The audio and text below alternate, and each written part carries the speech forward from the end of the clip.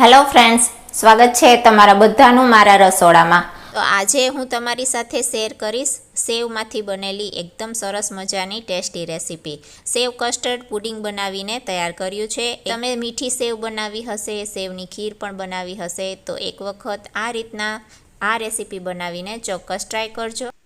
આ રેસીપી બનાવવા માટે આપણે એક પેનમાં દૂધ ગરમ કરવા રાખીશું। દૂધ ગરમ થાય છે ત્યાં સુધીમાં આપણે એક વાટકામાં 1 ચમચી કસ્ટર્ડ પાવડર અને 1 ચમચી કોર્નફ્લોરવાળું દૂધ મિક્સ કરવાનું છે આ રીતના। હવે આપણે દૂધ ગરમ થવા આવ્યું છે તો તેની અંદર પહેલાં આપણે ખાંડ ઉમેરીશું। મીઠાશ તમે તમારા પ્રમાણે વધારે ઓછી કરી શકો છો।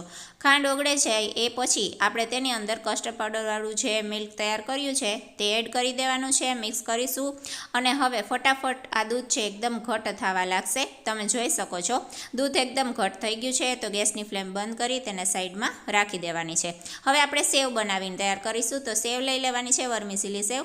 હવે આપણે એક પેનમાં ઘી ગરમ કરી અને સેવને શેકી લેવાની છે। પ્રોપર રીતના ઘીમાં સેવ શેકી લેવાની છે। હવે આપણે તેની અંદર ખાંડ ઉમેરીશું અને હવે આપણે તેને મિક્સ કરી દેવાની છે।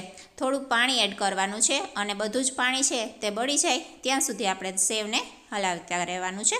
આ રીતના મીઠી સેવ બનીને તૈયાર છે। હવે આપણે બંને વસ્તુ તૈયાર છે તો બસ પુડિંગ બનાવવા સેટ કરી લેશું।